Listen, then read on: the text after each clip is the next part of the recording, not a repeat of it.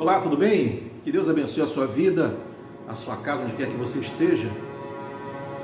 Hoje eu quero trazer uma reflexão, praticamente dar uma continuidade a um assunto que eu já comecei, falando em uma live anterior, e agora eu estou gravando este vídeo para falar sobre o pacto, falar sobre nova aliança. Viver a nova aliança realmente descortina uma série de dúvidas que muitas das vezes pairam na nossa cabeça com relação ao Velho Testamento, ao Novo Testamento. Temos que cumprir o Velho Testamento, temos que cumprir o Novo Testamento, parte do Velho Testamento ou parte do Novo Testamento, banir, tirar, arrancar, rasgar. Negativo. O Velho Testamento fez parte e faz parte, porque é a prova cabal daquilo que os profetas profetizaram e se cumpriu. Sombras, justamente para o Novo Testamento, certo? Então, o que nós temos que fazer? Saber, certo? Se vivemos a dispensação da graça, vivemos a nova aliança, certo? A nova aliança. Então, aliança, ela é, no sentido bíblico, refere-se ao pacto entre Deus e os homens, certo? Refere-se à decisão de Deus salvar a humanidade através da morte de Cristo na cruz. Salvar-nos por meio da graça de Deus. Esta é a nova aliança. É o conceito de aliança, certo? Então, quantas alianças Deus fez com os homens? Alguns estudiosos dizem que desde Adão a Moisés foram algumas alianças, certo? Agora, eu quero falar sobre a aliança que Deus fez através de Moisés e a aliança que Deus fez através de Jesus. Ok? Então, a aliança através de Moisés, como funcionava? Certo? Disse Deus: eu vou abençoar vocês. Eu vos abençoarei. Certo? Quando fizerem tudo o que eu disser. Certo? Ouvir e obedecer. Certo? Alguns estudiosos, e também existe justamente com relação aos mandamentos, refere-se que são 613 mandamentos. 613 mandamentos. Ok? Qual o problema? O problema era justamente transgredir um, transgredir todos. Certo? Então, quem era abençoado? Ninguém. Ninguém era abençoado. Certo? Todos eram malditos. Todos viviam debaixo de maldição. Ok? Até vir Jesus. Até vir Jesus. Então, Jesus cumpriu todos os mandamentos, todas as ordenâncias de Deus, Jesus cumpriu. Ele disse: eu vim para cumprir a lei. Eu vim para cumprir a lei.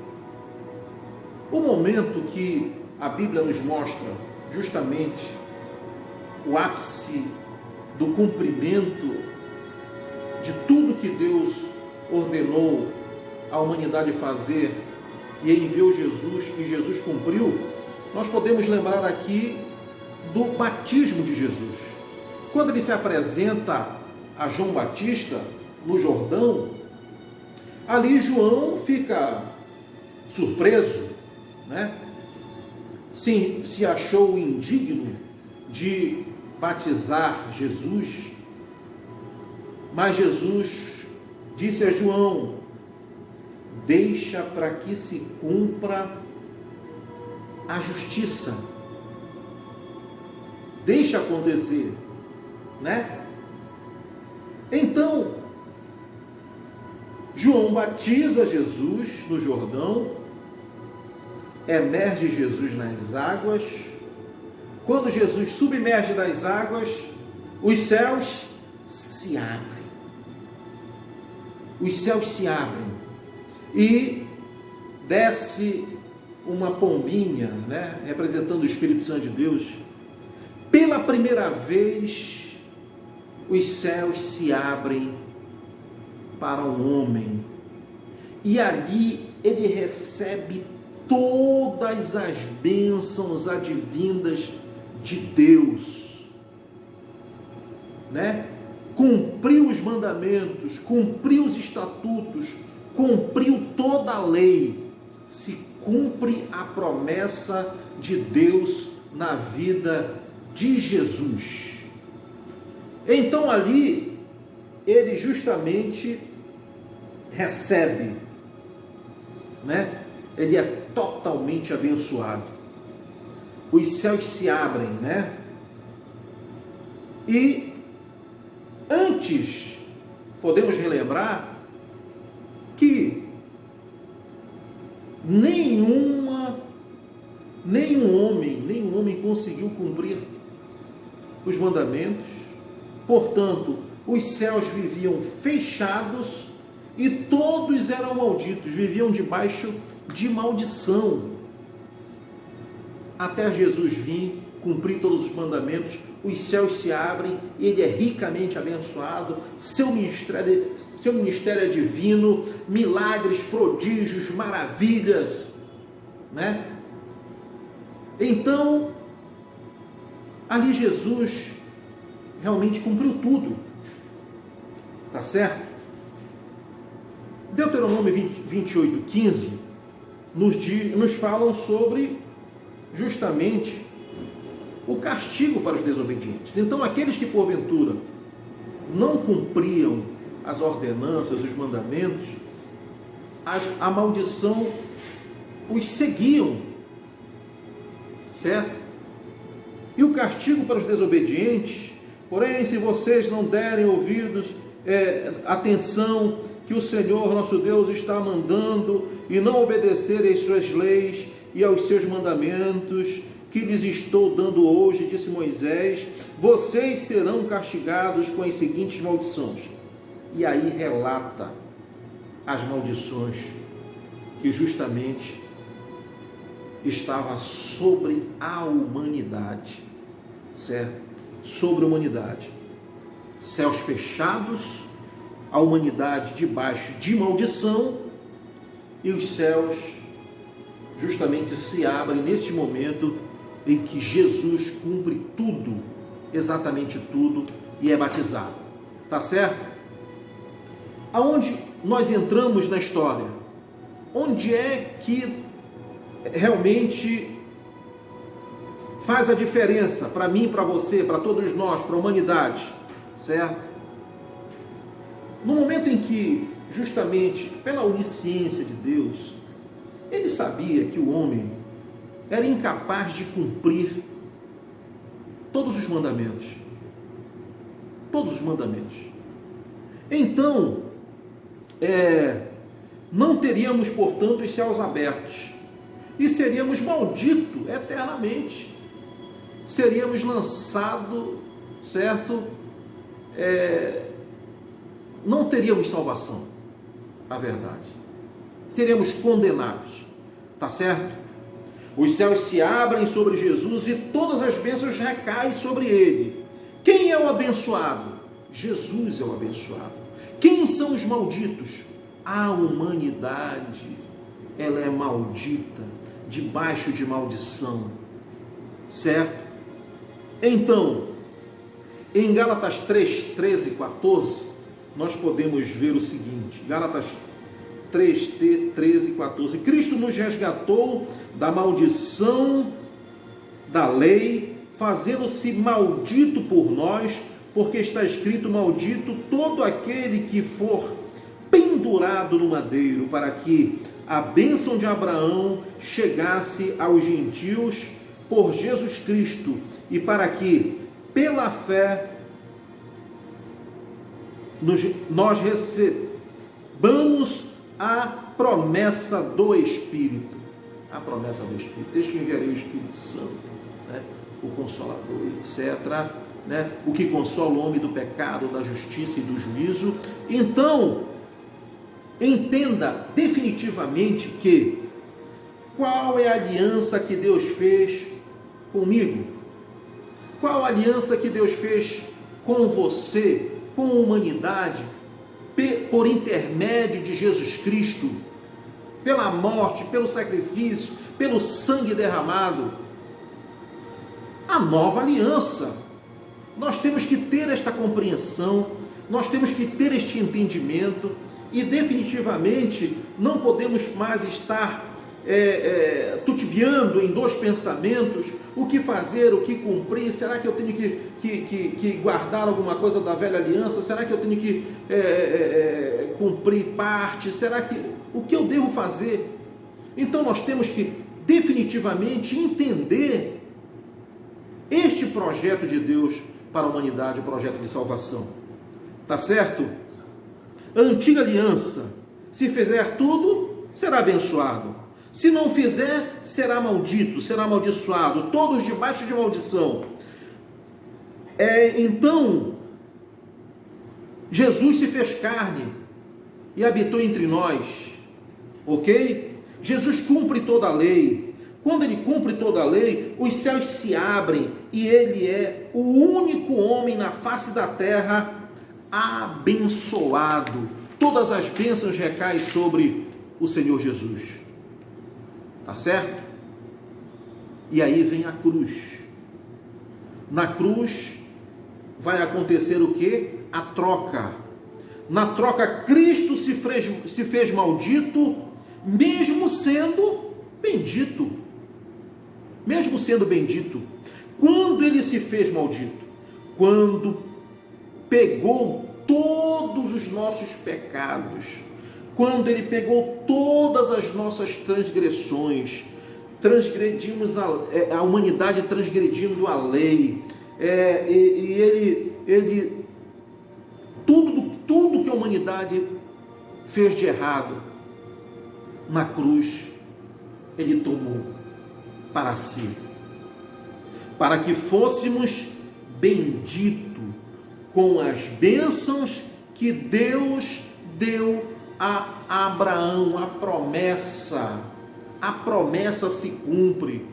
Por isso que nós não podemos banir, rasgar, tirar. Não, nós temos que ver, nós temos que analisar, nós temos que refletir os ensinamentos que estão no Velho Testamento, certo? Para tudo que aponta para a nova aliança, tudo que aponta para o pacto, o novo pacto, o plano de salvação de Deus para a humanidade. Tá certo? Então, por quê? Porque justamente houve esta troca, né? Para que tivéssemos o privilégio de termos os céus abertos. Não é verdade? Os céus abertos. Porque até então, nenhum homem sequer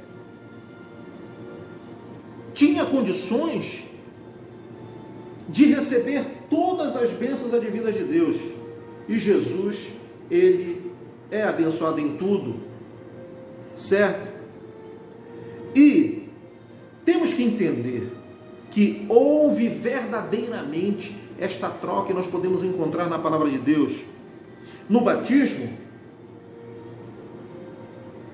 os céus se abriram sobre Jesus, certo? O único homem abençoado na face da terra. Na cruz, os céus se fecham, os céus se escurecem, fica o dia tenebroso, certo? Os céus se fecham. Como Jesus orou? Você lembra como Jesus orou? Pai, por que me abandonaste? Então, naquele momento, Jesus estava só. Os céus se fecharam, certo? Mas se os céus se fecharam sobre Jesus na cruz, e houve a troca, então os céus foram abertos sobre aqueles que fizeram parte da troca. O justo pelos injustos, o abençoado pelos malditos. Então, os céus se fecharam sobre Jesus, ele levou todas as maldições para que os céus fossem abertos. Certo? Agora os céus estão abertos sobre aqueles que entendem, que creem, que confessam, que acreditam, que entendem o sacrifício de Jesus na cruz do Calvário, derramando até a sua última gota de sangue, para que nós tivéssemos vida, e vida com abundância. Vida com abundância é ser totalmente abençoado, porque Ele conquistou tudo na cruz por nós. Tá certo? Então, vejamos aqui um princípio que é interessante mencionar. O princípio da troca, o princípio da representatividade, no caso, certo? Davi, no momento em que combateu com Golias, ele representava o povo de Israel, e Golias representava os filisteus. Quem vencesse a batalha, venceria a guerra. Porque muitos morreriam, muito sangue seria derramado. Portanto, Davi vence Golias. Davi representando o povo de Israel, certo? Ali, portanto, este é um princípio da representatividade, tá certo? Vemos na velha aliança, né, o papel do sacerdote. O sacerdote se preparava, né, e representava o povo diante de Deus. Tá certo? Então, hoje em dia nós temos o nosso sumo sacerdote que nos representa diante de Deus, Jesus Cristo, o unigênito Filho de Deus. Amém? Ele nos representa. Ok? Então, quem foi o nosso representante? O nosso primeiro representante. Voltemos ao Gênesis. Quem foi o nosso primeiro representante? Adão. Certo? Adão. Então, quando ele pecou, todos pecaram. Toda a humanidade pecou. Tá certo? Porque ele nos representava. Ok? Você não estava lá, você não viu o fruto, você não conheceu do fruto, você nem sequer pensava em existir, ok? Mas Adão nos representava. Quando ele pecou, nós nos tornamos também pecadores com ele, ok? Pecador, não porque eu peco, você peca, não, nós pecamos porque somos pecadores, recebemos uma herança. Ele nos representava, portanto, por um homem entrou o pecado no mundo e o pecado passou a todos. Romanos 5,12. Vamos ver se a gente rapidamente aqui consegue. Romanos 5,12. O que é que diz a palavra de Deus? Romanos 5,12. O pecado entrou no mundo por meio de um só homem, e o seu pecado trouxe consigo a morte. Como resultado, a morte se espalhou por toda a raça humana, porque todos pecaram. Porque todos pecaram. Ok? Adão nos representava. O que Deus vai fazer então? O plano da salvação. Qual é a saída? Né? Qual é? Deus, ele promove a troca de representante. Deus promove a troca. Jesus, justo, santo, fiel, cumpridor de toda a lei, de todos os mandamentos, certo?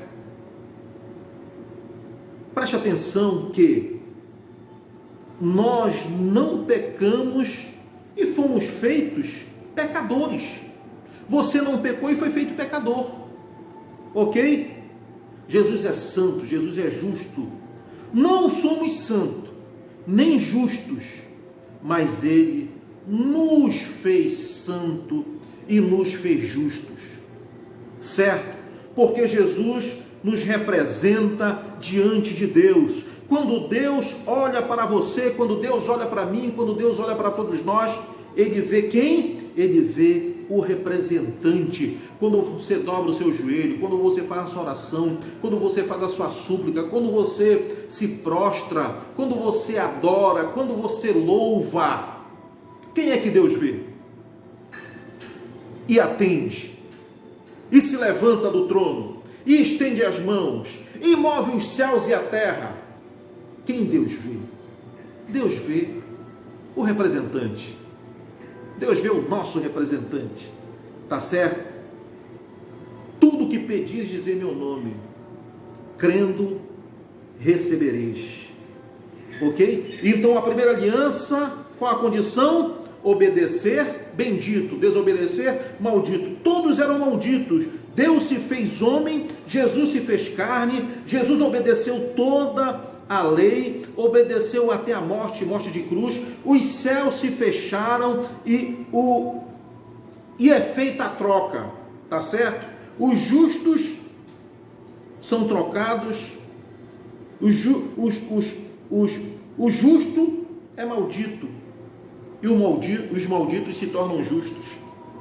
Por que isso não é uma realidade na minha vida, na sua vida hoje? Porque nós não entendemos, nós não cremos, nós não vivemos a nova aliança. Por isso que muitas das vezes isto não é uma realidade na minha vida e na sua vida, na vida da humanidade. Quando a humanidade, por isso que se faz necessário, queridos, nós pregarmos a verdade, o evangelho genuíno, a nova aliança, porque quando essas boas novas chegarem até os ouvidos, ao conhecimento da humanidade, a humanidade vai entender como é que ela pode atrair as bênçãos de Deus sobre a sua vida. Não são fardos pesados, não é religiosidade, não é ativismo religioso, é crer, é aceitar o sacrifício de Cristo na cruz do Calvário. Que Deus nos abençoe rica e poderosamente em nome de Jesus. Shalom, shalom. Que Deus nos abençoe.